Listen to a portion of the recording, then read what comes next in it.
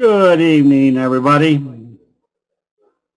I'd say it's a nice summer evening, but it's been raining all day long here in Pittsburgh. The only good thing for me was that the pool water was low and I'm on a pump. The pump wasn't working, or I'm on a well, and the well pump wasn't working, and I couldn't fill up the pool, but it got filled up with this rain today. So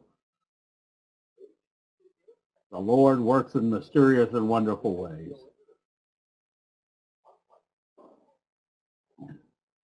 All right, we're going to do kind of a Cliff Note version on.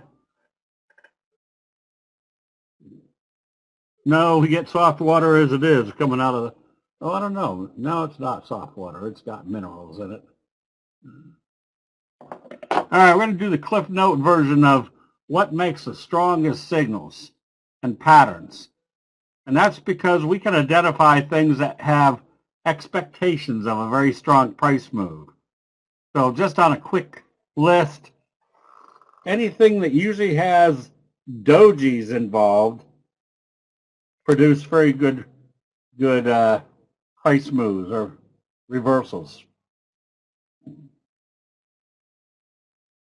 So the best friend is what we rank as our number one signal, and that's because a doji, which is very easy to recognize, also has a very identifiable indication of investor sentiment. I told you there's indecision between the bulls and the bears. So when you have indecision, and remember what most investment advisors say about gaps, they say stay away from gaps because you don't know what they're doing with the price. And the answer to that is a candlestick signal followed by a gap is very informative. So your best friend signal is a doji followed by a gap up. That not only tells you that you're going to be in an uptrend, but you're usually going to be in a very strong uptrend. So if you add all the pieces together, when you have a doji, gap up, and a close above the T-line, that's just a high probability trade setup. And it's also can be part of a bigger pattern like your Morningstar signal, where they gap up the third day. And so here's a perfect Morningstar signal with the third leg, the third day gapping up above the halfway point, closing above the halfway point of that candle, and closing above the T-line. Just very good, strong indication that anytime they do a gap up, best friend, closing above the T-line, you can stay long until you see a sell signal and a close below the T-line. So again, anytime you have that doji involved with a signal that has more than one day in it, the left-right combo is a very strong reversal. This is one of my most favorite charts. I don't know how long ago this one was, but he had a left-right combo, which is a bullish engulfing signal after a doji, right off the 50-day moving average, closing right here on the T-line. You can start buying on strength there. I mean, that's got all the elements of convergence analysis. The 50-day moving average, a left-right combo, trading above the T-line, breaking this downtrend, puts you in a high probability trade situation. So you can see how this traded indecisively, and then a left-right combo closed above the T-line. That's a high probability trade setup. So again, this is not rocket science. This is just identifying the patterns or the signals that are created by human nature that are showing a very strong reversal. So here's the strongest of an individual candlestick signal, the kicker signal.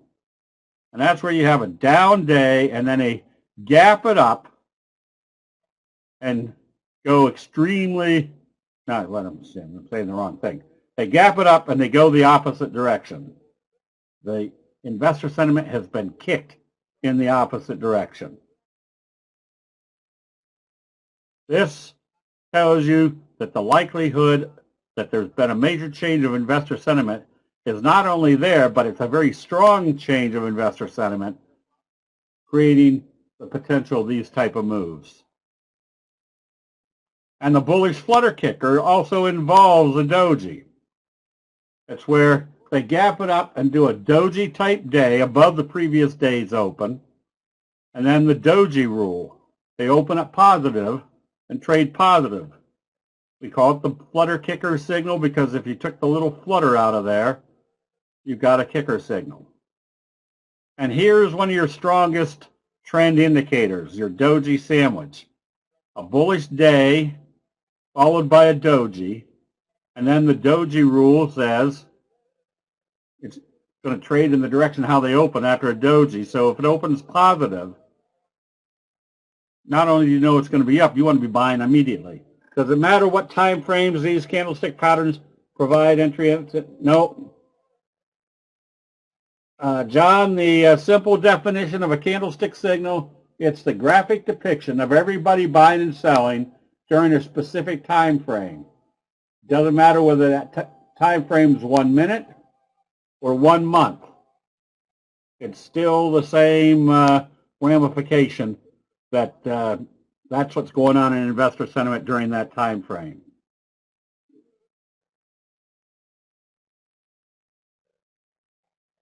So there's your doji sandwich with confirmation. And they close right on the T-line on the doji. They open up positive. What's it telling you? 1, they're going to trade positive. 2, they're going to do a doji sandwich, which 3 means the T-line's not acting as resistance anymore.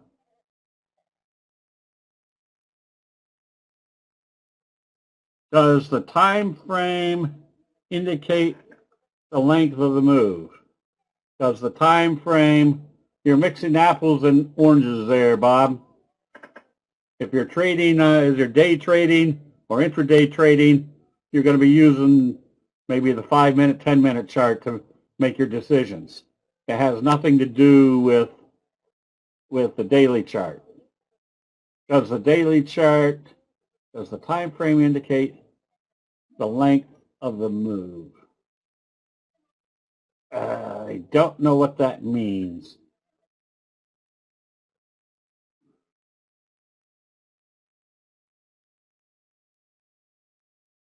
Well, it's for the time frame that you're trading. Obviously, a signal on a 1-minute chart doesn't have anything to do with what the daily chart is doing. It's just telling you what's happening right there on that short-term time frame. All right, so now you have also the double doji. The double doji is when your uptrend starts. And then you have kind of an indecisive day, an indecisive day. The next day, if they open up positive, that's your double doji, a very high probability trade setup. So you're in an uptrend, indecision, and then they take it up after that. A strong, what it basically tells you is when they consolidate, the consolidation is not very decisive. So when you see a doji's on a pullback, which I'll kind of illustrate, I've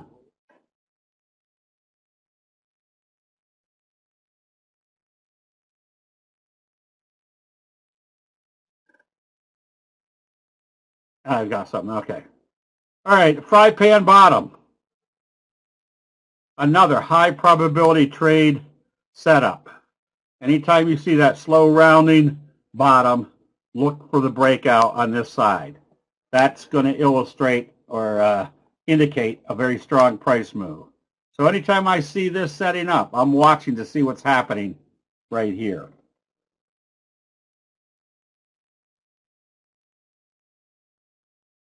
This was a nice one because not only did it tell you there was a fry pan bottom breakout, but there was a breakout of a resistance level that was fairly obvious. So the opposite of a fry pan bottom is the dumpling top.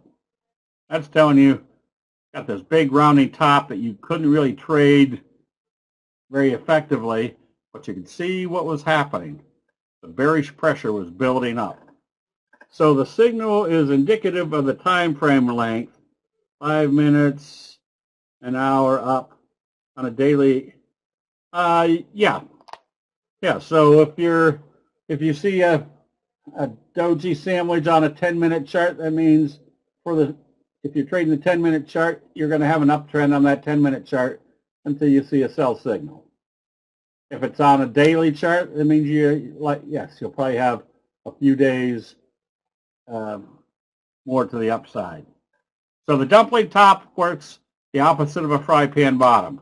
It's getting ready for a strong price move to the downside. This one is hard to identify, the slow curve, but it's after a trend has already started up. You see this little slow curve J-hook. This is what you expect coming out the other side.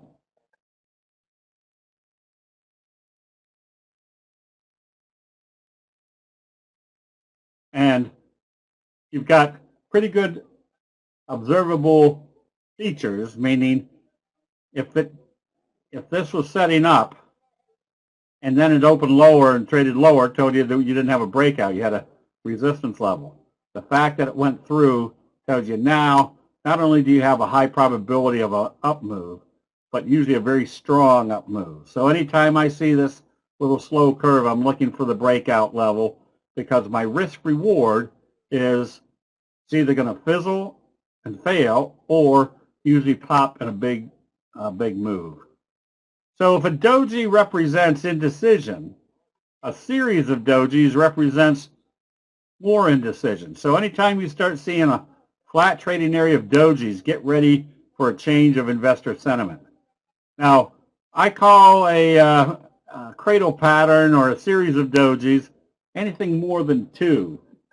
If there's 1 or 2 dojis in an up move, that's what we call a morning star signal. 3 or more, it becomes a series of dojis. So this is what I'm looking for, is flat, flat, flat, flat trading. And then notice how they broke this one out with a left-right combo, close above the T-line. Just telling you what their decision was after that indecisive trading. So again, if one doji means indecision, a series of dojis means greater indecision. And when we see the decision made, it's usually going to illustrate or demonstrate a very strong price move. So that's close to a cradle pattern. And a cradle pattern is just nothing more than a series of dojis with a big candle down, flat trading, and a big candle up. There's the headboard. There's the bed. And the bed is usually very flat. Indecision, not knowing which way to go. And then the footboard is telling you, they've told you which way they want to go. Cradle kind of hanging down between two trends. The bobble is just a J-hook pattern that is much more defined.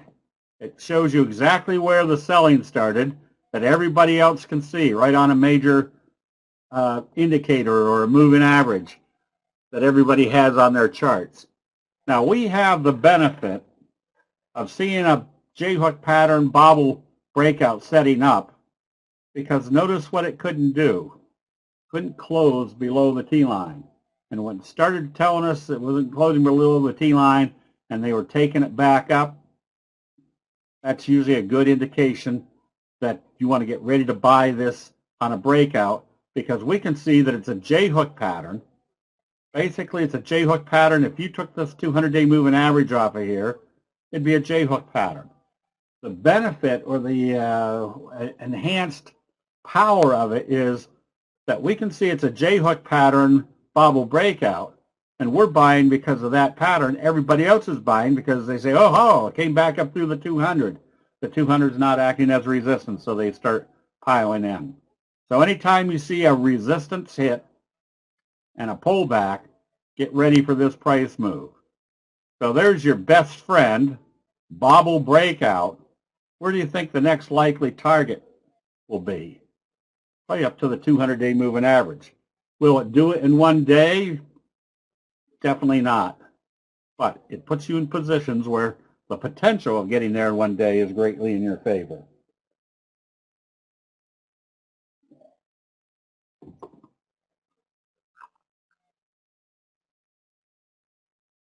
A failure. You can see how it failed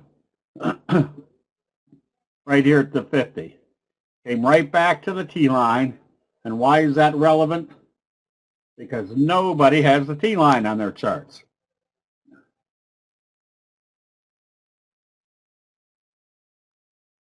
Now they've done a best friend gap up, back up through that resistance level. You took out that resistance level, you have a J-hook pattern that's starting with a kick or with a best friend signal. That's a high probability trade setup. The T-line is the 8 exponential moving average. And there's a simple T-line rule that if you see a candlestick buy signal and a close above the T-line, the 8 exponential moving average, it'll stay, you want to stay in it as long as it stays above the T-line. So if you only learn 2 simple rules in candlestick trading, the T-line rule and the Doji rule, Doji rule being the price will usually move in the direction of how they open after a Doji. The T-line rule is you see a buy signal and a close above the T-line, you stay long until you see a sell signal and a close back below the T-line. So with us looking at the market trend, you can see how the T-line, once the Dow came up above the T-line, it did a J-hook pattern here at the off the 50, making this your next likely target. Why is that your next likely target? 1, because that's what everybody can see, and 2, we can say wave 1, wave 2, wave 3 is going to be the same magnitude as wave 1. And that was also evident here in the NASDAQ. You can see the J-hook patterns. This one was a J-hook pattern off the T-line and the 50. There's another J-hook pattern. And what did this illustrate to us? If they couldn't close below the T-line, that means we were still in an uptrend.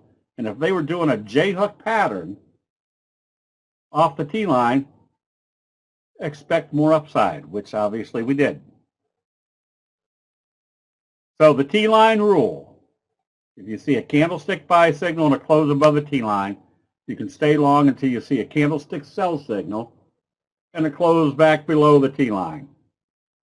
The reason I'm putting the T-line on here as kind of an added enhancement indicator is that if you have a strong reversal signal, no matter what it is, the best friend, the left-right combo, the kicker, the fry pan bottom breakout, that's a good indication of when to be buying. Now you want to know when is it time to be selling.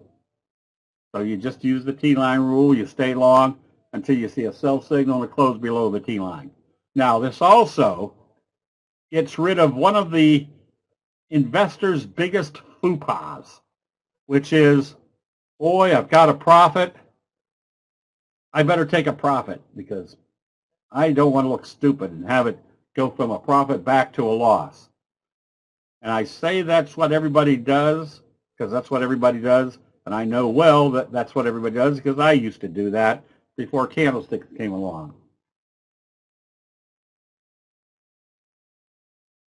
Brett, just visual. If you can see that it's hugging the T-line, then all of a sudden it gets 3 big days moving up here and the T-line's still down here. That's pretty much telling you what do I want to say? The observation that Japanese race traders tell us is where do most people buy? They buy exuberantly at the top. How do we tell that exuberance is coming in? Because you start moving away from the T-line in the overbought area. And it'll be visual. Everybody says, well, is there a percentage? No, it's just when you can see what the normal trend is or the normal trading is.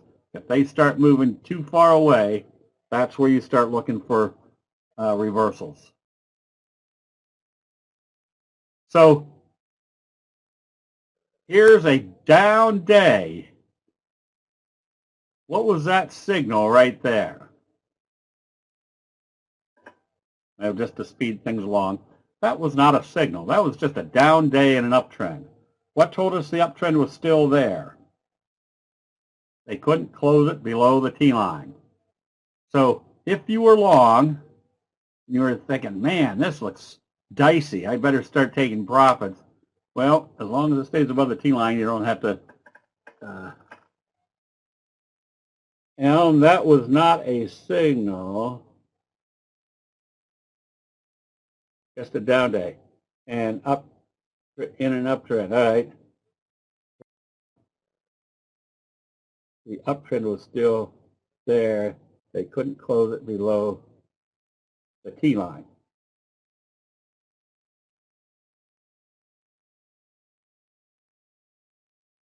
Okay, William?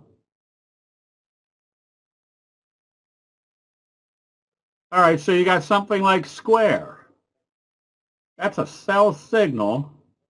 And today they took it down, and it looked pretty bad. Had it closed at the lower end of the trading range,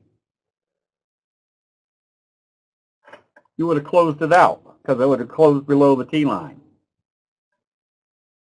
So what's our Doji rule? To stay long on this, it has to open positive and trade positive tomorrow. If it opens lower, what's it telling us? We've got an evening star signal followed by a bearish Doji sandwich. And remember what a morning star signal followed by a Doji sandwich is. A morning sandwich, your McMuffin. Well, your evening star signal followed by a bearish Doji sandwich or your evening sandwich, that's your Dagwood. So that would be an indication that the T-line is not holding anymore, and that tells you there's been a change of investor sentiment. So just a few days ago, the electric vehicle stocks look good, except look what happened in Fisker over the last few days. There's your bearish Doji sandwich, and most importantly, look where it closed. It closed back below the T-line.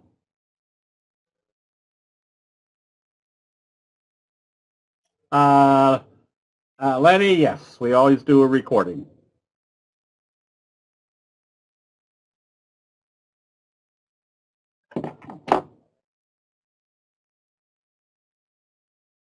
So how do you use all this information to put everything in, all the stars in alignment? Well, look what happened to crude oil. Ever since it did this bullish engulfing right off the 50 close above the T-line, what did it tell us about crude oil prices? They were still just moving.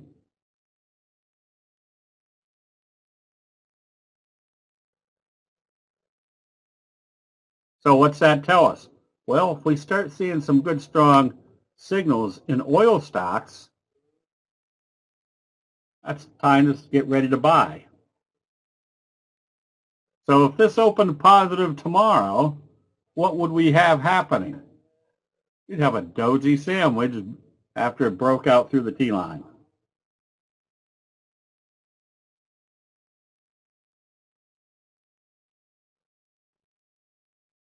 Tom, I'm pretty sure the recording is available to members in the members area each night.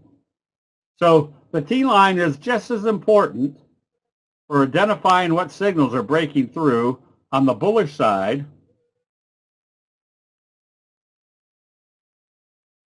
but it doesn't matter.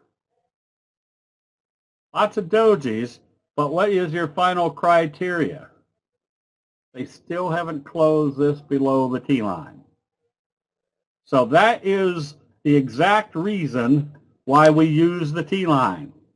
Because no matter what you think is happening up here, it's still telling you they're not closing below the T-line. So instead of saying, oh, I'm thinking it's time to get out because a lot of dojis, well, if you use the T-line rule that as long as you don't see a sell signal and a close below the T-line, and you could have made that assessment anywhere along here, except for the fact that it's never closed below the T-line. So It works just as well for a positive trade setup as it does for a negative trade setup. Our recommendation on going short on MVIS today was based upon, look at your evening star signal and lower trading today. So what did that evening star signal tell us? They couldn't get up through the T-line, number one. Number two, what everybody would be watching to see if it's going to be a support level. The 50 isn't acting as support. So on weakness today was a good time to short.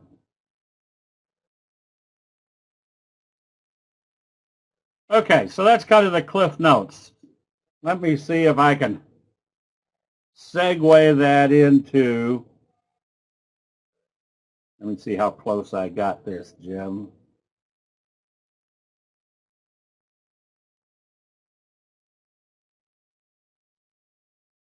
Oops, let's see. Guess I need to move this over.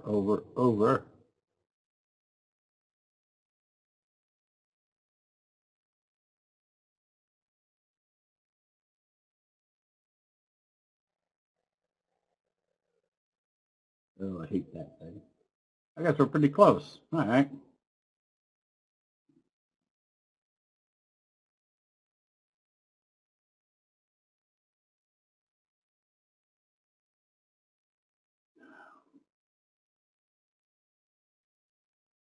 All right, so back to the market indexes.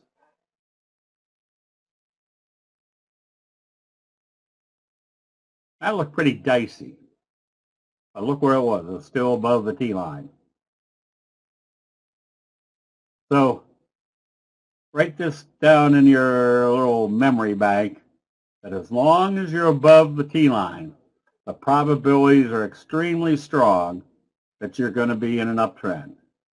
As soon as you see a sell signal and a close below the T-line, the probabilities are extremely strong you're going to be in a downtrend. Until when? Until the further away you move from the T-line, the higher the probability it's going to come back up and test it. So even if this was down here and you started seeing buying, it wasn't a reversal until it got up through the T-line. Had this come up and started rolling over, that would have told you you're still in a downtrend. Regarding the Doji, how much does price have to be between the open and the close? It doesn't matter. All you have to do is see that it's indecision. When a little bit of a body is called a spinning top, but they still all represent the same thing. There's indecision between the bulls and the bears.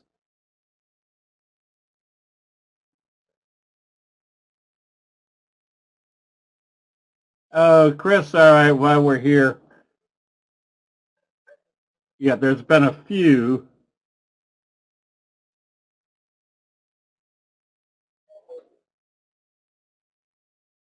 I don't have July 1st on the screen. You're absolutely right.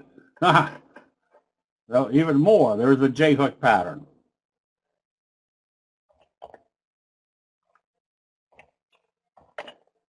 So I missed it yesterday. I don't know whether I was dozing or what was happening, but they must have announced the crop reports because there was huge moves. They were actually trading down, and then they skyrocketed the grains.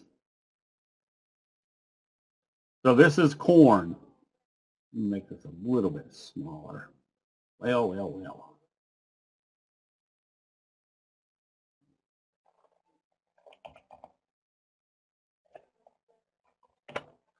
This was soybeans, up 80 cents. Now usually a 12, 15 cent move on any given day is pretty big. But I think there was a dollar that day and 80 cents that day. So there's been some pretty big moves. The moving average is the 8 exponential, the T-line is the 8 exponential moving average. It'll work on Forex. It will work on anything.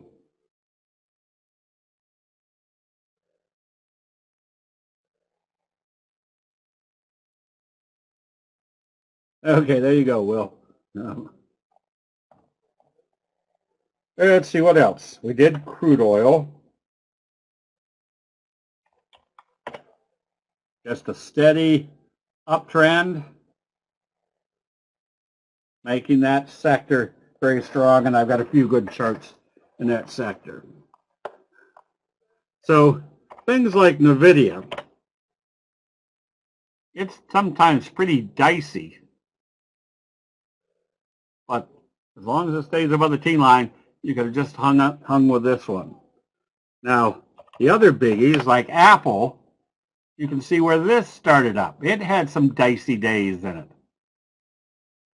But this is where the T line, just to give you my wonderful history, I used to be the worst investor in the world. I was even a stockbroker for 8 years. I got out of the business because I realized that brokerage firms had no more idea about what made prices go up than anybody else. Then I learned candlesticks. And not only did I reverse my consistent losing patterns, I started making money. Decent money. But anything after consistently losing money was decent money. And then one of my first private training students, Rick Sadler, who loved candlesticks, and started his own trading website with candlestick analysis. He said, put the 8 exponential moving average. It works extremely well. But what this came to point out was that the T line, the 8 exponential moving average, acts like a natural support and resistance level of human nature.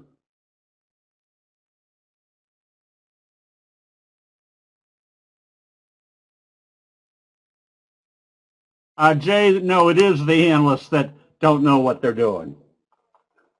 They hire MBAs out of Harvard, and they analyze what the I don't want to say the numbers, the growth, blah blah blah. But one thing I learned from all that, which was good education, is prices do not move based upon fundamentals. Prices move based upon the perception of fundamentals. And all we're doing with candlestick signals is graphically looking at what's going on in investor sentiment. So there's different trading strategies. We just did a breakout session. How long does it take to become innovative as to discover cutting-edge secrets like you? Adele, there is no cutting-edge secrets. This is the one promo phrase that we could never use in the last, how long have I been doing this? 20 some odd years when we had the website set up. We couldn't ever say, learn the new secrets of how to make money, which is what a lot of your promos you would get every day. Learn the new secrets how to make money in the market. Well, there aren't any new secrets with candlesticks. This stuff has been around for hundreds of years. And all it is just the identification of what normal human nature reaction is. And the only thing we have to do is not learn the secrets of it. We just need to learn what the normal human nature reaction is and learn how to use it successfully. And Adele, it took me months and months to become convinced that candlestick signals worked, because I would go through that doubting stage of, this is too obvious. This can't be working, because everybody could see this. And it took me a while to realize that not everybody was seeing this, because there is just a minute percentage of the people in the world that use candlestick analysis. So what was obvious to me was something that I finally had to say, all right, it's working, because this is what the Japanese rice traders have illustrated to us over 400 years. It should only take a couple of weeks. If you learn the signals, the 12 signals, and you learn the patterns, and it's all visual analysis. Now at least you have the framework for trading successfully. Now, the culmination of that trading successfully is doing what the charts tell you and fighting through your own emotional faux. And that's what I had to do, because I would look at a chart, I'd hear the news, and I'd say, oh, this must be a mistake in the chart because this news is bad. They shouldn't be buying this stock or this sector.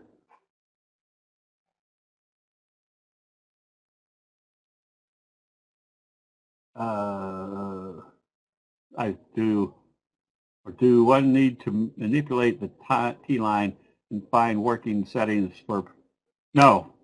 This chart right here could be a 10-minute chart, a 1-minute chart, a daily chart, or a monthly chart. They all look exactly the same because you got one basic element of candlestick analysis. It's the accumulative knowledge of everybody buying and selling during a specific time frame. The T-line works on the 1-minute chart just as well as it does on the monthly chart.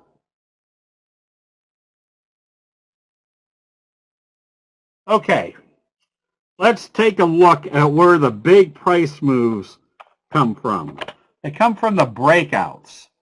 And this is the advantage we have with candlestick analysis. And I can't even make this chart big enough to, I don't think. And you can see the slow curve, then the breakout. What's the hesitancy of most investors? I don't want to buy a stock that's just tripled. Well, if we know what the signal and pattern is, we're now ready, because what did this tell us? It told us there was a brand new dynamic in this company or this stock. Now all we have to do is analyze what our charts are telling us, what that breakout is telling us, or what I just did. We kind of repeated what I just said. The breakout tells us there's something new, so now we analyze how to use those signals to take advantage of that move. So here's Blinn. You can see the slow curve fry pan bottom breakout. Didn't do exactly what it should have, but it popped back up again. So this stock's gone from 2 to 6. Now what do we do with this? Well, we know if this opens positive with stochastics coming up, there's probably some more upside. And why is that much more relevant or much more anticipated? Because we have a breakout. Something new has happened. Yes, everybody should have a mouse pad with all the candlestick signals on it. So there was that breakout. Again, look at our Doji rule. Big breakout move, did a Doji. Next day they traded it positive. What do we expect?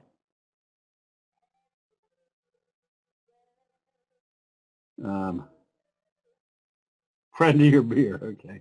But what did this tell you right here? There's a new dynamic. So this is where, when you see a breakout situation, we can also go back to our RARE process, research analysis, reverse engineering, which is nothing more than analyzing what the news was that created that signal.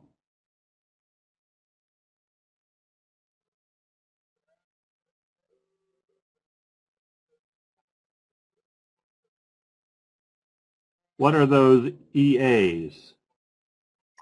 What are those EAs? I don't know an EA.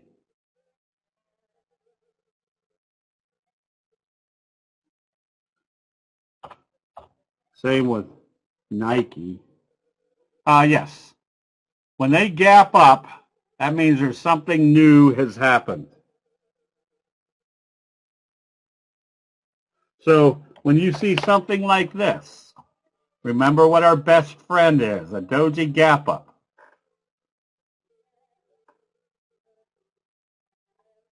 What's this also telling us? Not only was it your best friend, but they gapped up to where they opened at the 50 and went higher. They opened at the T-line, went higher. So those two aren't going to act as resistance. The 34 is not acting as resistance. and this downtrend's not acting as resistance. So this is where I get people saying, I can see a good chart, I just can't pull the trigger. What's wrong with me? And the answer to that is, if you can analyze everything that tells you there's been a change of investor sentiment, the question is, why can't I buy? The question is, why shouldn't I be buying this one? And a lot of people say, oh, what happens if it opens positive and trades lower? That could happen. But we're not buying the what if. We're buying the expectation that there's going to be more upside to that breakout. We saw that in IKNX. Big breakout, Doji. So a lot of times they do a Doji like this, and everybody said, and even today there was one, and somebody was asking, what should we do with it? And my answer is, see how it closes, and then if it opens positive, then you could be buying. But what made all this? The fact that they came out of a pattern breakout, telling you there was a new dynamic in that stock.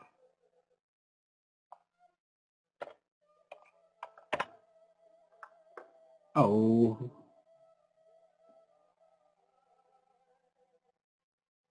How can that not be working? Did I type it right? I did. All right. ZYXI. There's your breakout. A lot of people say, well, should we be chasing this?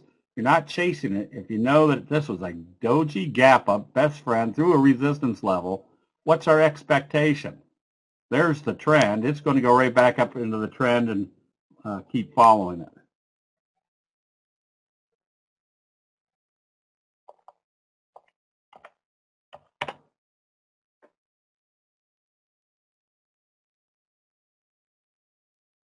RSVA.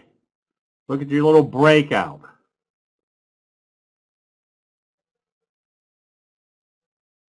So, Daryl, the 34, here's the great advantage of candlestick analysis. If you took everything off this chart, the signals themselves would be very beneficial. Was that it? No, it was a breakout, and I don't know what I was typing. Anyways, don't worry, I got plenty more. You could take everything off this chart and just use the signals. That would be good. Well, what is even better is I could take everything off this chart and just use the T-line. Or I could add the 50, and on this one the 200's not there. Use those because that's what everybody uses on their charts, and we want to see what their decisions are at those levels. So then the 34, if somebody says, okay, I don't know what happened there, FST. S.FST. It's a mystery. Just don't know why it's not. Now I forgot what I was saying. Oh, so somebody says put the XYZ index on your chart. Put it on. If it works, keep it there. If it doesn't do any benefit, take it back off. As you can see, these charts aren't really all that cluttered. Now the 34 I've got on there because it works reasonably well. Good enough.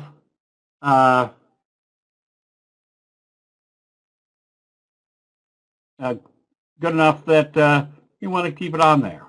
If it didn't work, I'd take it back off. But it works well. So here's the way to solve that problem. Put it on your chart. If after a few weeks you say, I don't need this, take it back off. Now, why do we want to know what the nature of each candlestick signal is? Indecision, indecision, indecision, indecision, right back to the T-line. What's that tell us on the pullback? They weren't selling off with any great enthusiasm. That's when you look for the next move. Yeah, the T-line is the 8 exponential moving average. The 50 is the simple, the 200 is the simple moving averages. That's because every major money manager uses those moving averages to make their decisions. The 34 is a exponential, the 8 is exponential, and we also have what we call the 3T line, the 3 exponential. The difference is that if you can see a pattern, in this case you can see kind of a wedge breakout, your stochastics on a pattern are usually going to be in the overbought condition. A pattern breakout of a J-hook or of a fry pan bottom, your stochastics are going to be in the overbought area. Yes, but remember, we're not, it's been overbought for 20 days. We're not buying stochastics. We're buying the chart. Yes, so on this last candle, if I could kind of decipher that this was wave 1 and that wave 3 is about the same, and where do most people buy? They buy exuberantly at the top. And how do we tell if this is exuberance? Well, 1, they've gapped it up in the overbought area, and 2, look how far away you've moved from the T-line. So where is your logical stop on this chart right now? At today's open, because logic says if they come back down through there, they're starting to see selling, probably bringing you back to the T-line. My stochastics are 12-3-3, slow stochastics. And that's nothing set in stone. It's just that one night, sitting in my office, living room office, probably, I hate to think, 40 years ago. No, not that long ago. But I sat there one night and said, all right, the normal was 14.55, but that seems to be a little bit slow for my swing trading. So I just sat there and I tweaked it till I found where the stochastics bottomed when the price bottomed and where they topped when the price topped. That's right, I'm only 45 years old.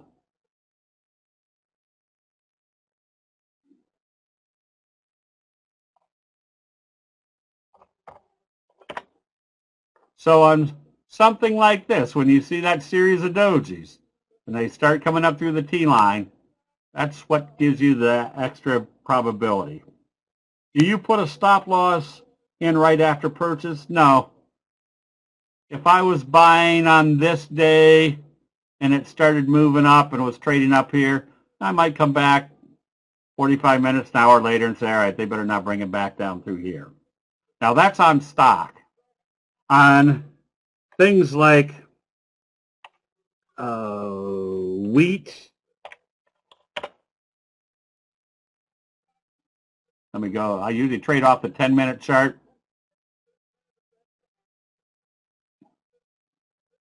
So if I was shorting something right here, expecting it to continue down, then I'd come back and say, all right, I'm going to put a stop loss right here.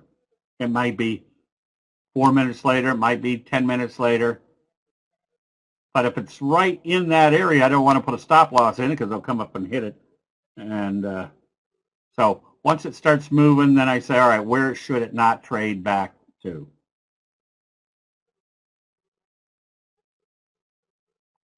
Okay. So we looked at crude oil, and if we can make the assumption that crude oil, whoops, on the wrong chart, that's why. It's still in a slow, steady uptrend, and we're starting to see that there's some new life coming back into some of these. This one's not crude oil.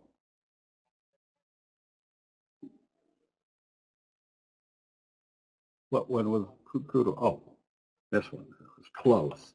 PAGP. You can see how you had a doji, bullish confirmation, and close above the T line. And notice what Oh, well, not quite here. Sometimes they'll come right back to the T-line and bounce back up. If this opens positive tomorrow, you want to be buying because there's your first target, and then possibly a J-hook pattern wave 3. Can you chart, Inkit, hold on to your individual ones until I tell Jim to do the double line, and then we'll, tonight, because we're so far behind the schedule, if everybody just puts in one request, we'll go through them. Different time frames sometimes get over-influenced by the shorter time frames. Thinking I'm getting in on the beginning of a movement. Different times. Well, sometimes if you're buying something and it didn't open correctly, you watch the 10-minute chart to see if it's going to come back up. And we'll do an entry strategy night for the members here pretty soon. Do you ever look at weekly chart patterns to get a feel of long-term? No, because I'm not, well, you can for longer-term holds. I'm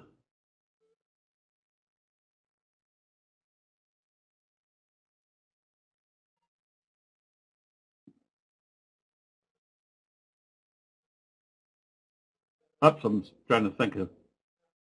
Yes, depending on how long you plan to own a stock, if your time frame is 2, 3, 5 weeks, 7 weeks, or longer, you might take a look at the daily and the weekly. My time frame is usually 2 to 10 trading days, so I don't really care about the weeklies. What's a universal principle you have come across in your charting journal? Have you come across something close to a holy grail? May I reach you directly, sir? I want to be a professional trader and educator like you. My use of my journal is that I want to write down things that I do wrong, which I still do, because human nature goes directly against the principles of investing. It warps your sense of what should be happening. And I'll show you one rule that I didn't do today, and I kicked myself. Actually, I kicked my grandmother.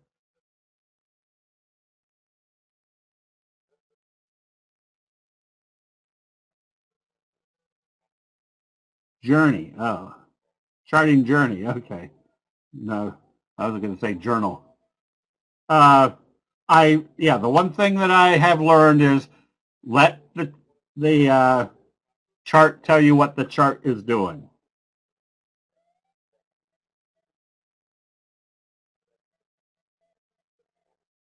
That's right. The whole market is a reflection of human nature. So now that I brought it up, I was short lean hogs today. And I had a very good profit.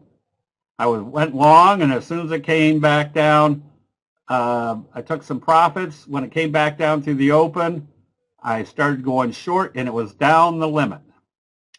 And when it's down the limit, you can see once it comes down the limit, they can't take it down anymore. So it trades, and usually there's the normal number of contracts on each side on the bid and ask is usually 5, 10, 20, 30, somewhere in that range, which moves around all the time. And then when it goes down the limit, everybody's trying to sell, but you can't buy it, or nobody wants to buy it. So there was 1,400 contracts for sale. And I know that when it's down the limit, that no matter how many contracts there are, you just put a buy stop right there, just 2 ticks up above the limit. Because logic says if they can somehow sop up those 1,400 contracts and go positive, that means they're going to take it back up. So you have your stop right there.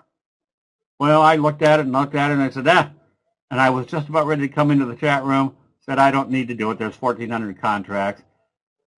You can see within 10 minutes, they took it back up hard, and I'm thinking, all I had to do was put that in. It would have taken 7 seconds to put that stop in, and that would have saved me a huge price move. Yes, I saw that. So I made that price go up today because I've got a good position of spreads and calls on this, and I sold a little bit because I knew if I sold a little bit, they would pop it back up. And sure enough, I think it's trading up where? And around the $54 range right now. So notice why we were buying this one. We were actually buying right in here, and they did break it out. They had it sold off, and now it's going to pop back up. So that should help out the account immensely tomorrow.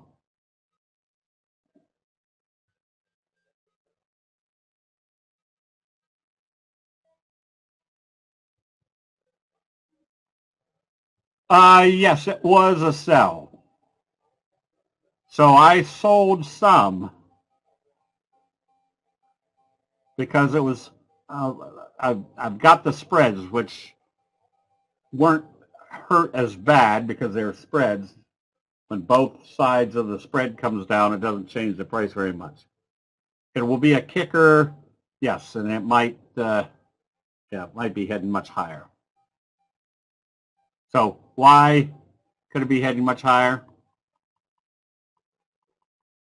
So look where it broke out here with gap up, broke this downtrend T-line. Then there was your J-hook fry pan bottom. Then there was your breakout. So that meant there was a lot of interest in there. VJ, we have to see how it opens tomorrow. You don't know, because this is a story stock. You don't know whether this stock is going to go to 100. That's why you just follow what the charts did. I sold a few calls today with the idea that any announcement could pop this. So some people were saying, should we short things like XL that closed below the T-line? The answer for me is I'm usually not trying to short a sector that might be hot. Any little announcement can pop these. I would rather find something that's not being influenced by as far as a that's not what I wanted. I forgot what I wanted. Maybe that's what I wanted. I'd rather be shorting something that's not got lots of hotness to it.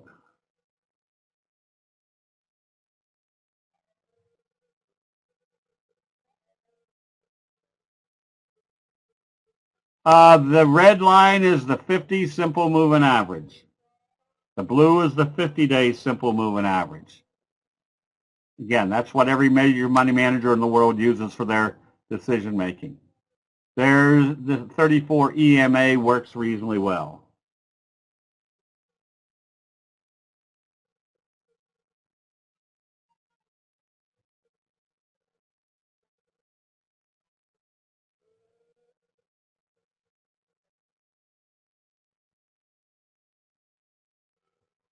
Adele, what my suggestion is, buy the book High Profit Candlestick Patterns.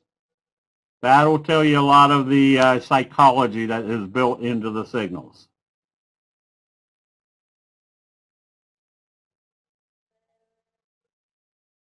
I've got 3 books. The first one was printed by Wiley & Sons, Profitable Candlestick Trading. that kind of gives you the background of why they work. High profit candlestick patterns has got more meat in it. It shows you the signals and the high profit signals and the patterns. And then the third one, candlestick trading, eliminating emotions, is very instrumental for not only recognizing when to be buying and selling, but how to keep your emotions out of your trading. Stochastics are 12-3-3 slow stochastics. Okay, so here's a few that look good. Some of the crude oils, PAGP. You can buy this one on positive trading tomorrow. WHD. Look at your inverted hammers. Gap up through the T-line. That one you could be buying with the anticipation that it's coming back up into the trend channel. Red is the 200 simple moving average, yes. WHD.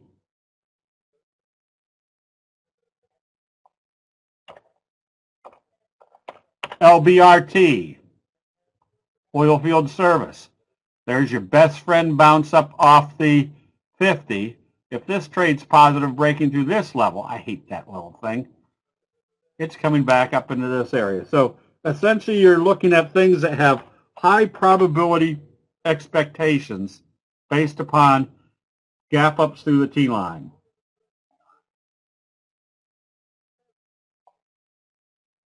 Here's a few that look good. That's kind of your little scoop pattern. That if VIRX breaks through this level, expect it to be heading back up into this range. I hate that thing.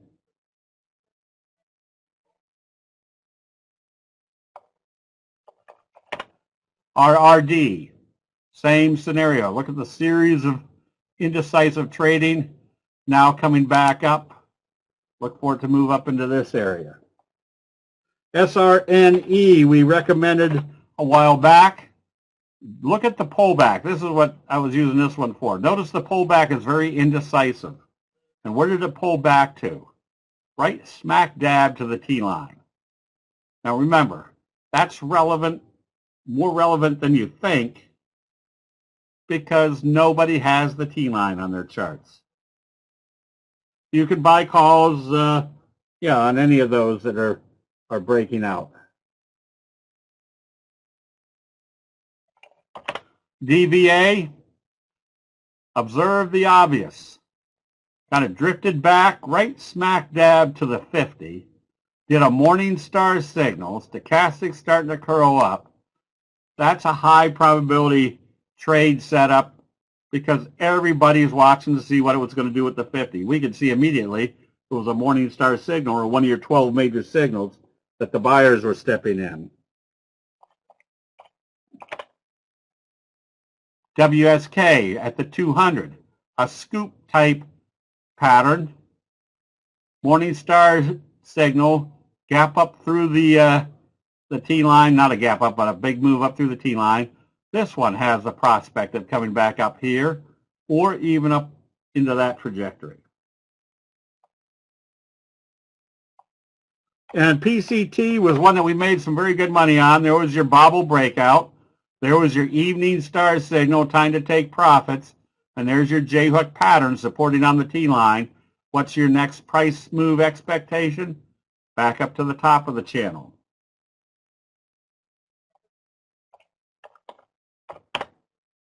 PRTK.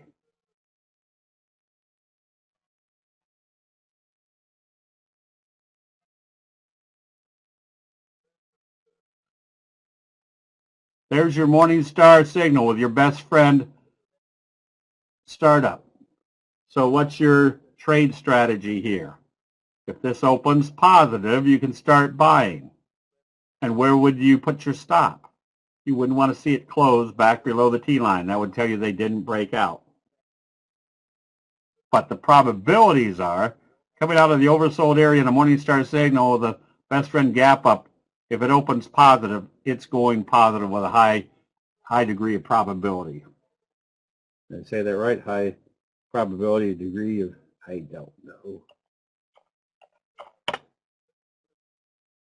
There's your series of dojis. Where's your next likely target? Right there, or wave 3. Okay, so let's take a gander here real quick. It looks like space is trading at 54.90.55.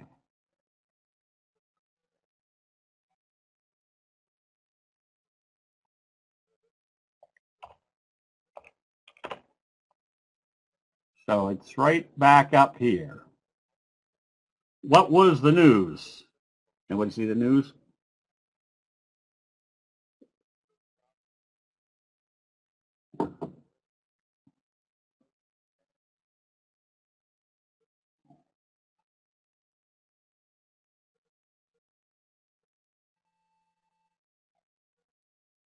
Oh, okay.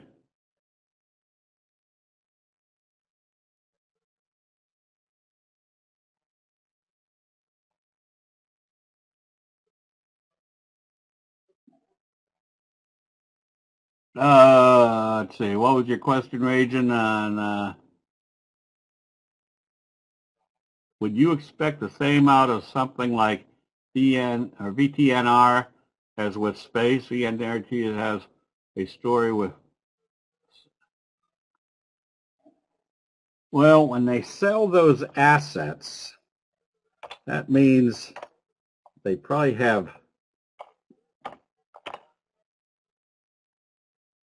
lots of cash flow that they don't have to worry about funding or financing anymore. Want to see this trade back up. Again, your fry pan bottom breakout. Okay, so are there any general questions on candlestick analysis?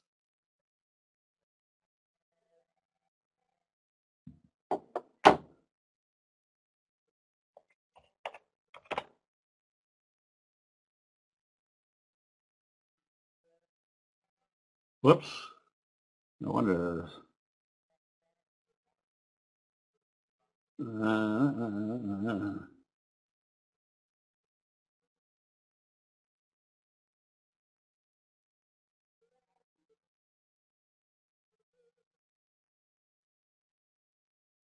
On this July 11th? Holy smokes.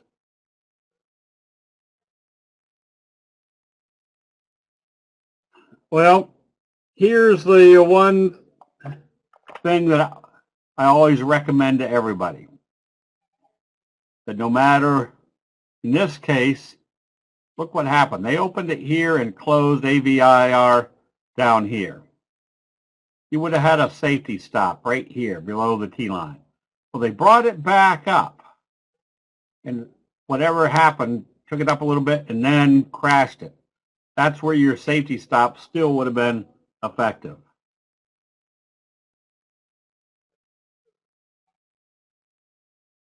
Yes. This is the other benefit of candlestick analysis. It tells you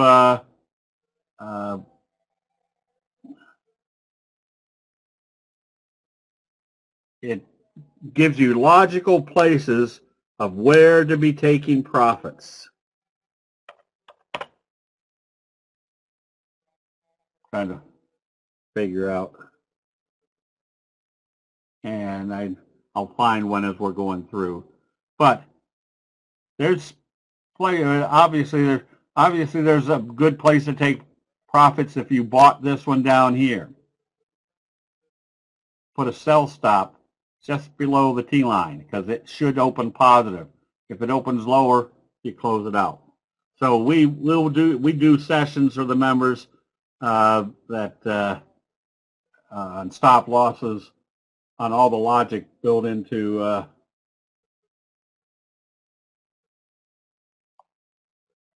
where to set your stops. And so everything you learn in candlestick analysis is mere common sense. So it's not like you have to learn formulas or anything like that. It's just common sense. Where would you put a sell stop? where were we looking at one? I can't remember which one. Rajan, which one were we looking at where you said, has it moved too far away from the T line? I can't remember. No, let's see. It was a...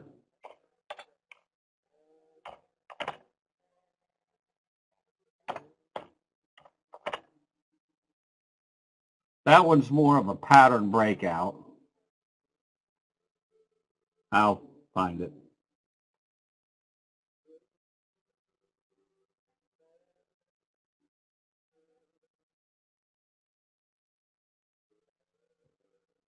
Lenny, no, not necessarily. They just tell you there's indecision. A long-legged doji tells you there's big indecision.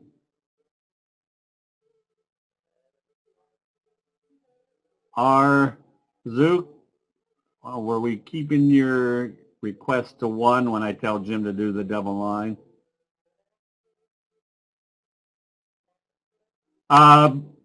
BZ, I do not have different position sizes.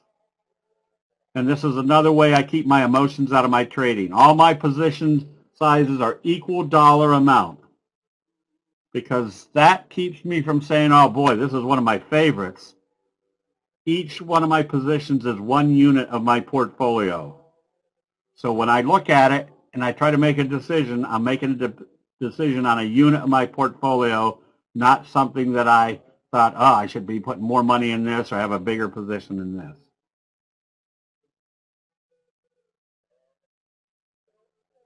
When Steve talked about wave 3, no, we're not talking about Elliott wave. Prices, the only thing that Elliott wave showed us was that prices move in waves. This is wave 1, this is wave 2, this is wave 3. If this turns around, this becomes wave 1, wave 2, going into wave 3.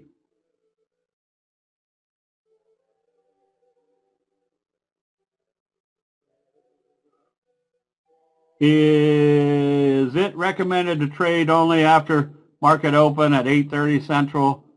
Can we place trades that we see pre-market up? That's kind of, yeah, I don't. I want to see what everybody's decisions are.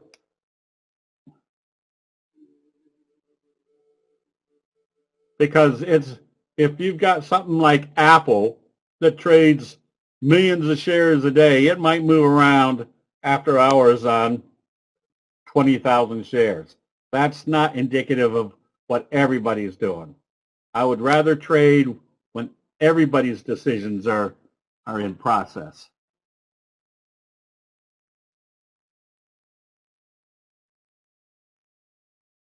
Okay, P-L-R-Y. Yes, the further away it moves from the T-line. Now, very simple. When you're moving that far away from the T-line, closer to the overbought area, that's when you flip to your 10-minute chart.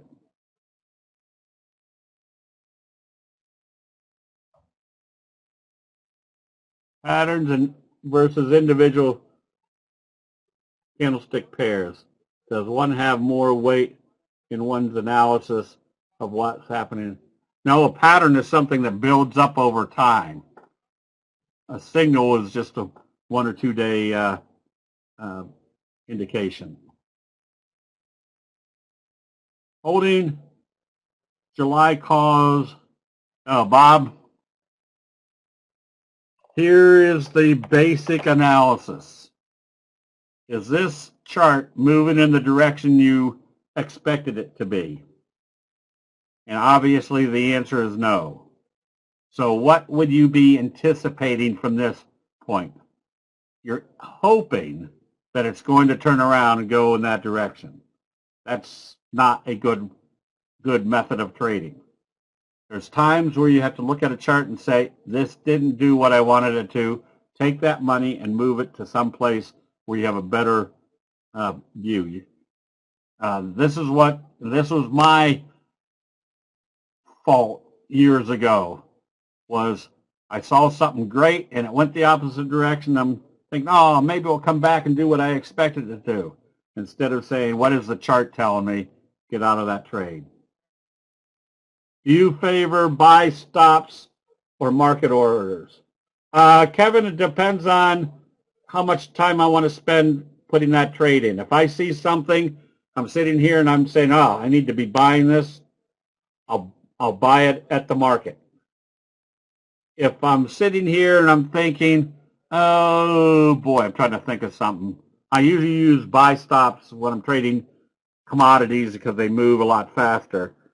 But if I'm, let's say you looked at a chart. What chart was I just thinking? PASG. There's your best friend gap up. If this opened positive, I'd want to be buying it. But let's say I'm traveling to work when the market opens. I might just put a buy stop right here. So if it comes up through there, I want to be buying it because it's confirming my pattern. If I'm sitting here and I see it's moving up, yeah, I'm just going to buy it at the market because it's doing what I expect.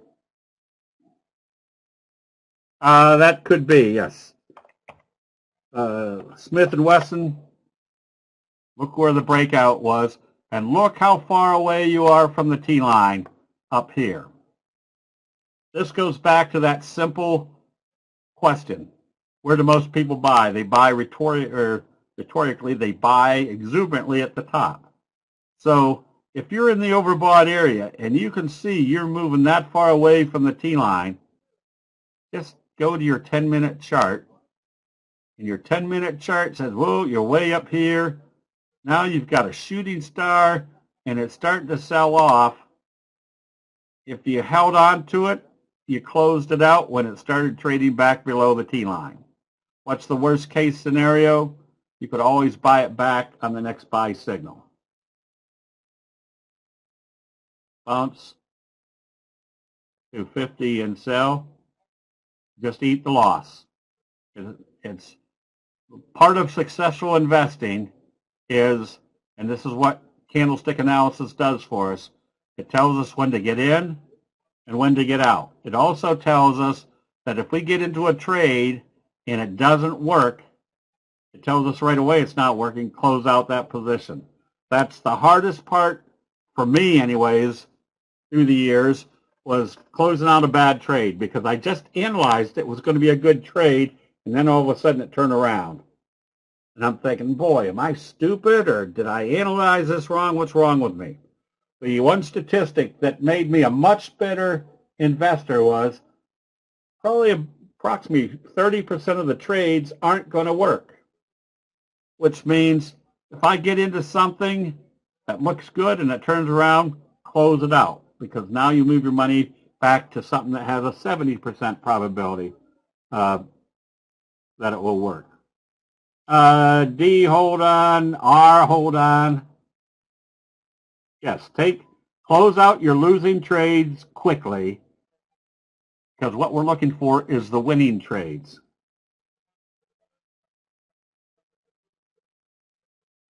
Okay. All right, I guess with that, Jim, go ahead and do the double line.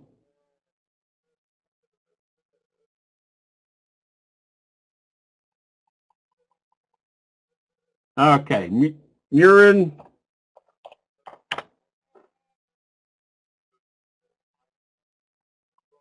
All you can do is stay long. If I was long this wild mover, I'd probably have a safety stop right here.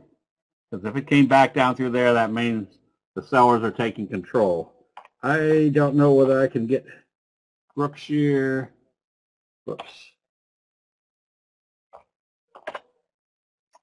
Oops. BR.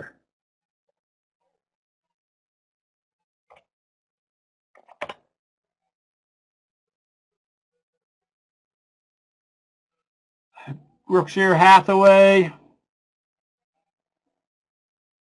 Not very exciting. Looks like a super buy point. Yeah, you could be buying. You just have to watch to see what happens when it gets to the 50. Facebook. All you can do here is stay long as it stays above the T line. Devon, this one you can be buying.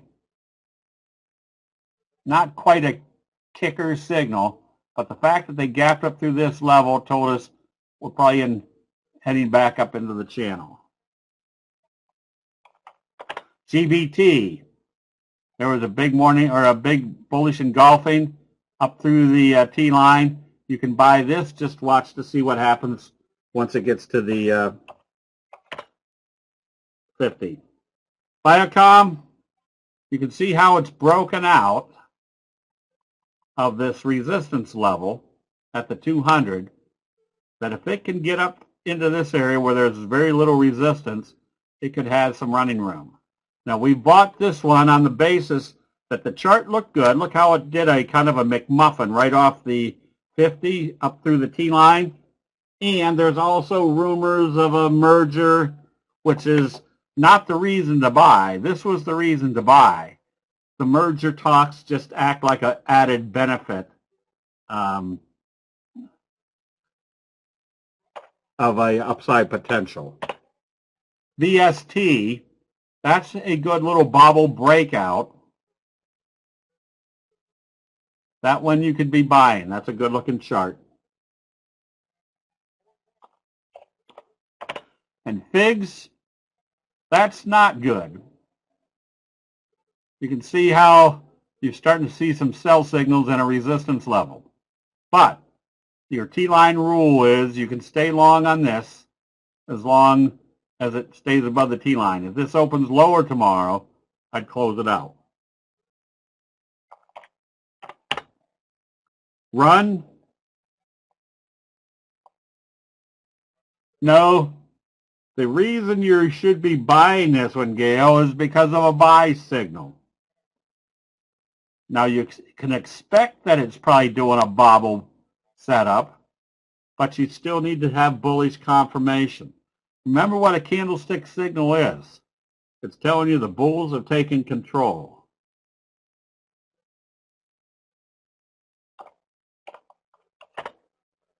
NVDA, ever since May 19th, is just going up without any significant break. How does the candlestick analysis help in such a situation? There was an inverted hammer and dojis, but the stock keeps going up. Naya's very simple. The candlestick analysis says you don't have a candlestick sell signal and a close below the T-line. You just stay long. This keeps you from taking profits too soon if you don't have that combination. Tesla, running pretty flat. You can see kind of a little wedge setting up. So you see which way it breaks from this point. AT&T, that's about the most dullest chart you could be trading, Milton. Boy. I mean, it's heading up, but the percentage move is so minuscule. I wouldn't be wasting my time on a chart that has something that you can analyze as it moving in the right direction, but the move is going to be not anything that's going to produce any big profits. I'm looking for the charts that tell us if there's a move, I'm going to make a good percentage return. MUX,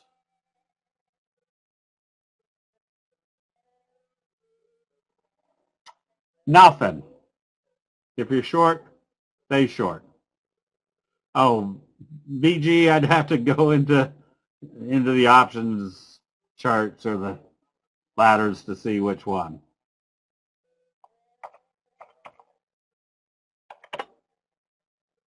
Yeah, can't really tell.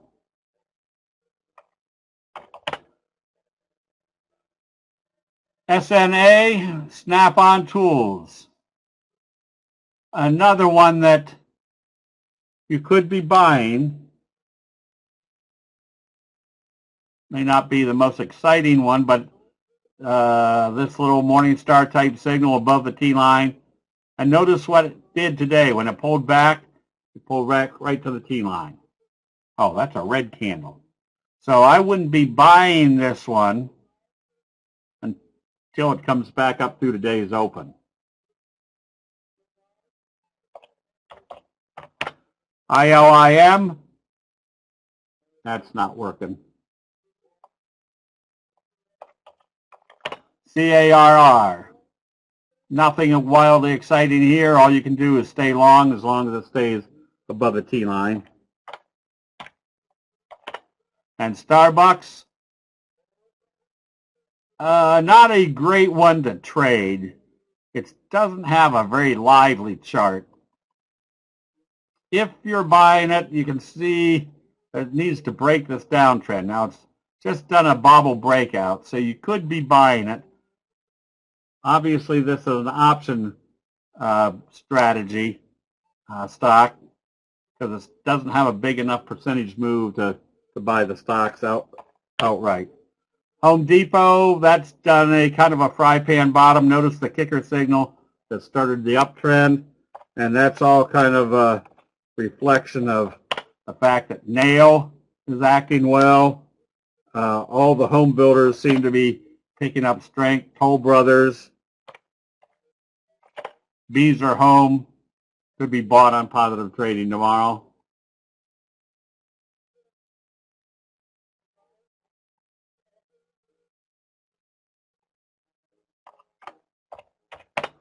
And ANIP, another one that's not wildly exciting. If you like it, it needs to break out through this level. So you could be buying it, just make sure it gets up through this level.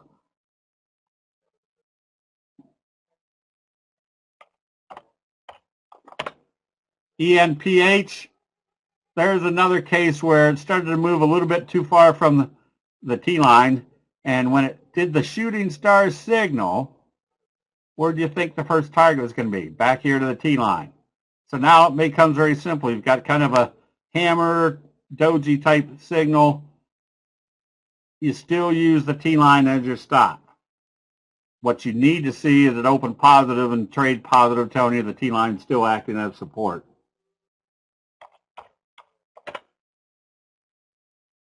Yes, this one has a dark cloud, but it stayed up above the T line, but it did a gap up and reversal. So that's kind of telling you, yeah, if it opens lower tomorrow, you want to close out this position.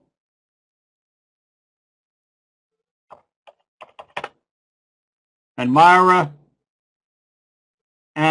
all you can do here is stay long as it stays above the T line. Riot, the same thing.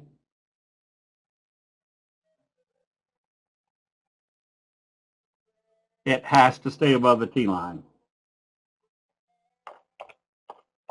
BCRX, nothing here yet.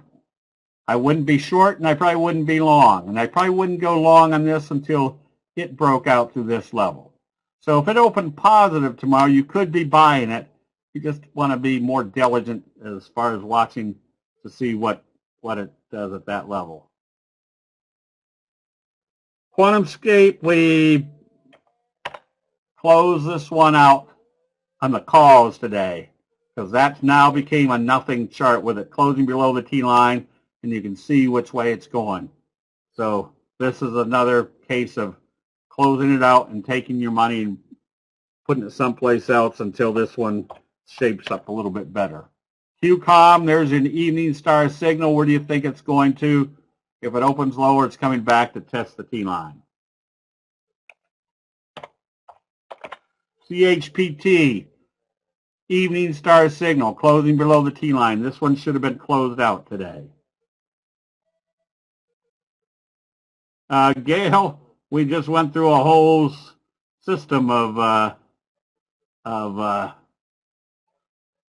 what was moving, or a whole conversation of what was moving space up 12 points. Branson wants to go into space himself.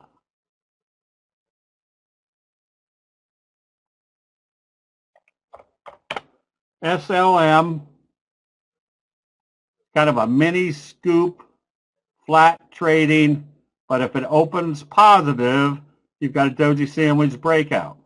If it opens lower, you've got a failure of breaking out. You close out the position and find someplace better. BABA, that one should have been closed out today. There's your bearish left-right combo with stochastics rolling over. First target, at least the 50, and then possibly coming all the way back down into this area. So you should be probably shorting this one. Yep, there's nothing wrong on NVIDIA. You just stay long as it stays above the T line.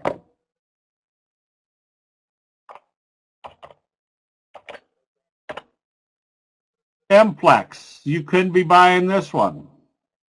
A bullish harami, bouncing off the 50, you close above the T line. And then notice where they used as support today. Right smack dab on the T line.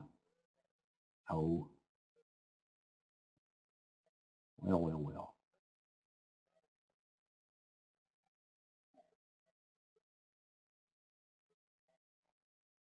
You could be buying this one. We did CAR, Moxie. We recommended this one today on positive trading. So what you need to see now is it open positive and trade positive.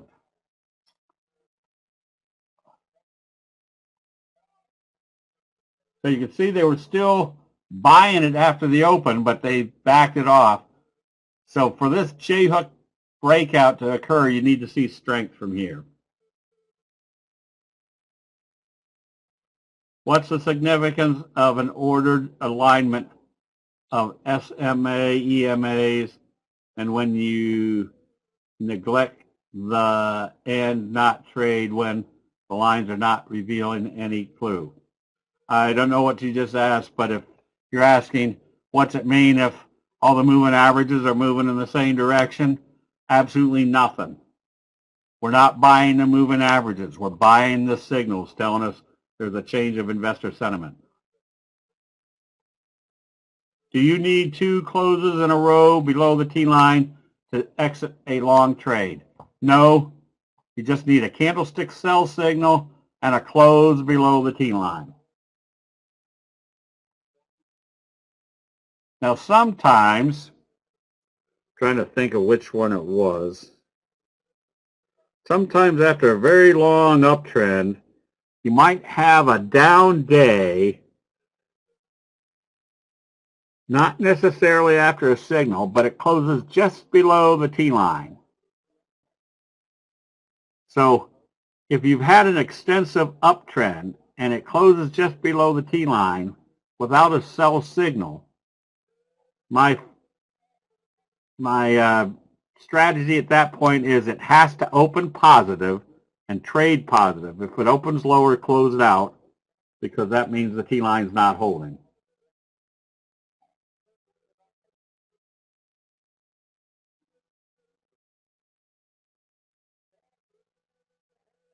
Okay, Jay.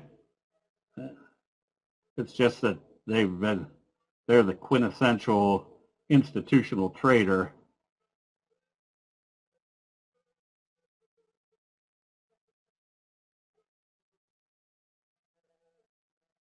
Chipotle. Yes, but notice where you are. You're in the overbought area and you've got a bearish harami. Makes this very simple. If this opens lower tomorrow, close it out. That's what the bearish harami is telling you. Silver, let's do it this way.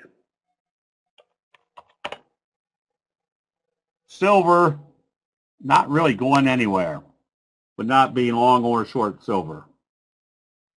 For credit spreads, all right, Jim. Yeah, I shouldn't be so enthusiastic about not trading something. There's probably strategies on everything that work. ENTG, another one that stayed up. I would have closed this one out today with it closing that far below the T line.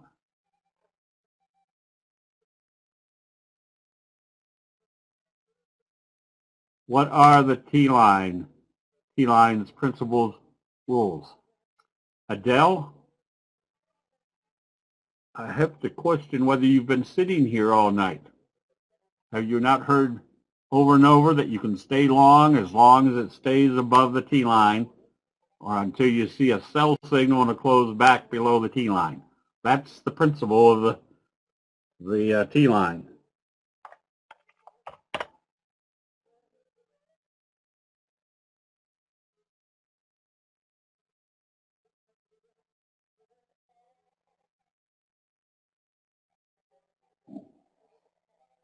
So there was your bearish engulfing signal that told you to stay in it. It had to stay above the T-line. This one you would have closed out. Now you can think about maybe going short with it, coming back to the 50-day moving average. Lennar, stay long. You can see how you had a T-line crunch, bobble breakout with kind of a doji sandwich. And look where they came back to as a low today, right at the T-line and the 50 and took it back up. You stay long on this one.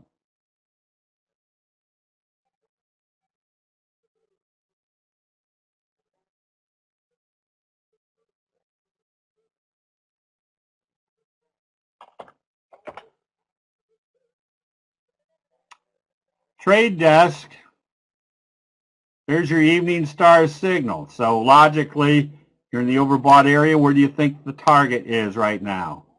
Probably coming back to see what it's going to do at the T-line.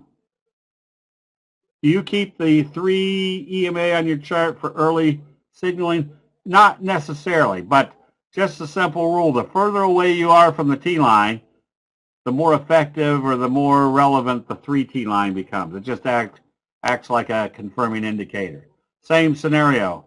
The further away you move from the T-line, the more relevant the 3 T-line becomes.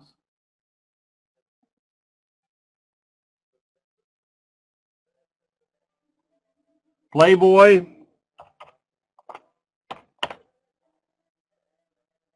nothing. Would not be long or short right now. You could possibly be going short on a bearish J-hook on weakness.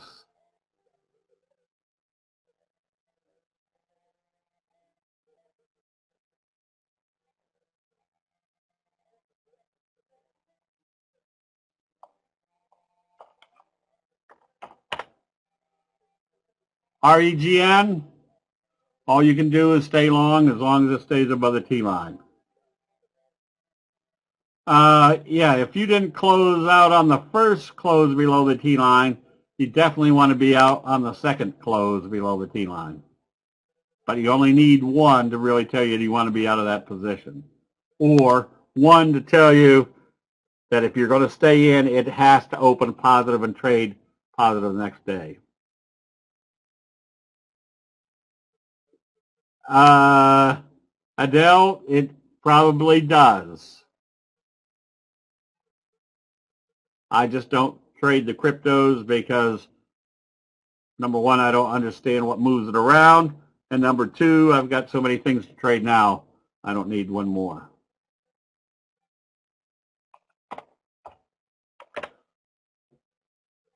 Would CHPT be a short negative? Yes. You could short it, breaking this uptrend. So this is where could it be moving to? Back to the 34, the 200, the 50, or this is where the signals are your first criteria. Then you watch to see what everybody else is watching. So maybe it's your Fibonacci retracement numbers, which would kind of correlate here. So we don't trade those. We just watch those to see what everybody else is watching, to see if there's a buy signal at one of those levels. Beyond Meat, I've written 3 books. Jim, you got the link for them to, the other books are much cheaper on our website than they are Amazon.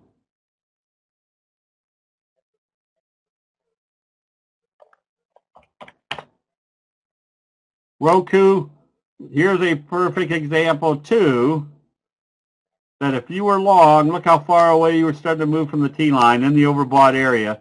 Your safety stop would have been right there.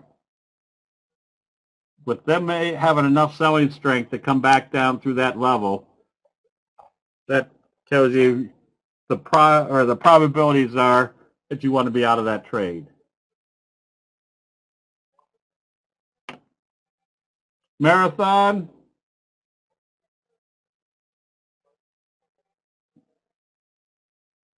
You could buy this one on positive trading, giving you the Doji rule breakout. Yes, you could buy that one on strength.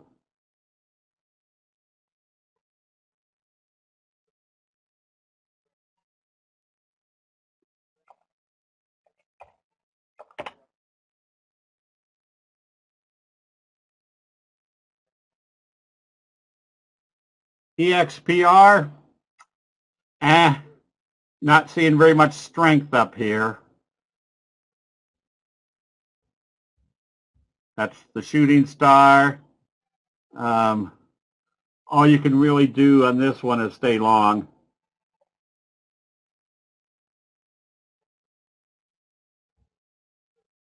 What's the difference between Moxie, located in China, and an ADR? I don't know.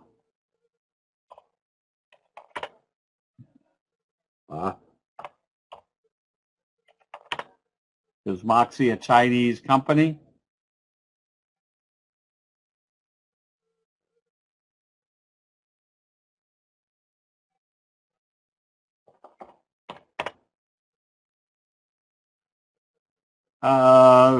Nothing great here. I'd be careful. I mean, you can stay with it as long as it stays above the T line, but it's not going to be your best. Yeah, not a great looking chart right now. APO is having some. Oh, why did I do this? APO. Notice the breakout is still in progress. Would have shaken many people out with the gap down at the T line this morning, but it recovered quickly. Yes, so if they gap down, I'm thinking, I'm getting ready to get out, but I immediately see that it's starting to trade green. That tells me right away they're still buying.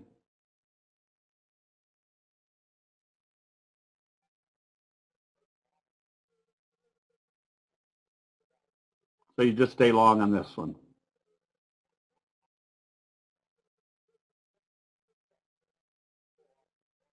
So why did you determine to become a master in the interpretation of charts by accident?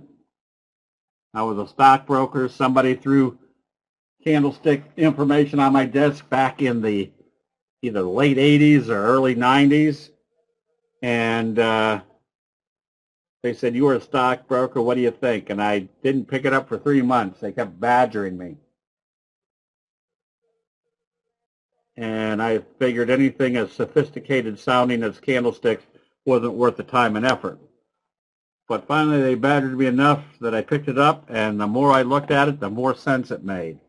And I kept going through it, and it kept making more and more sense until I figured out or interpreted that prices do not move based upon fundamentals.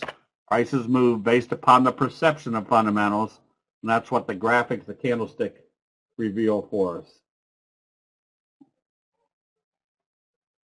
GNRC, just stay long. You can see the little J-hook type pattern. Not only are you above the T line, but you're staying above the 3T line. NTR, bullish engulfing. Yes, this one you could buy on positive trading tomorrow.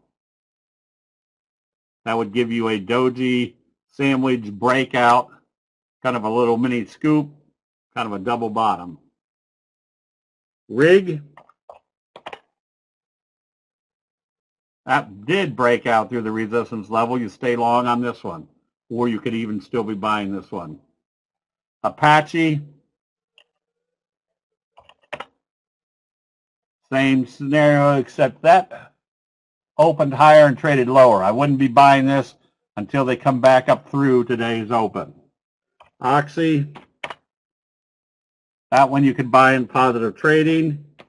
ONG, or EOG, same scenario. I'd buy this one on positive trading coming up through this level.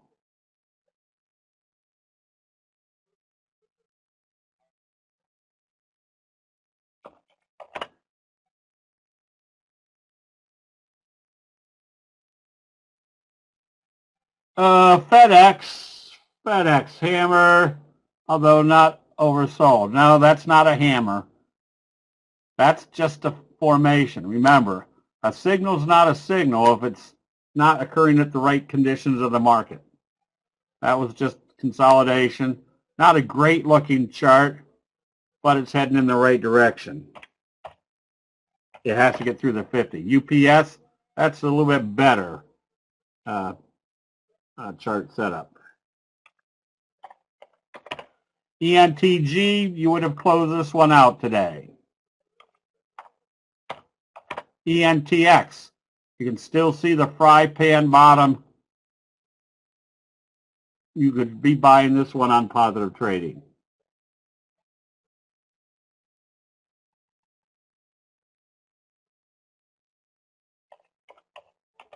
STAF, I don't know what to tell you. Is that a trade down there? Traded almost $2 up to 200 after hours after a piercing signal. I don't know what to tell you there. If that's a trade, well, it looks like it is.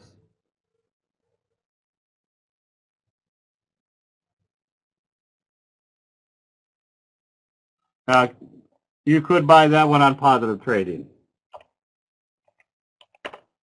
PSX, this one you could buy. You got that little best friend type signal. I'd wait for it to break out through this level.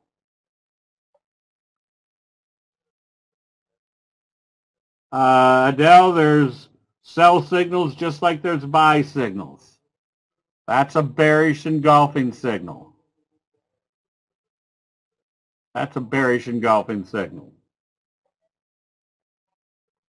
Oh, that's right. Oh, members, I will be in the morning, but we're going to be traveling early to head for the New Jersey shore. That's a bearish engulfing signal. That one I would have closed out today.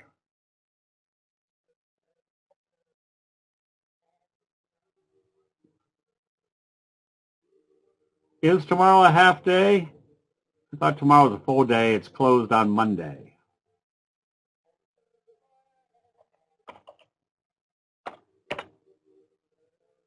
Staff, a 6-for-1 reverse split. Reverse split, okay.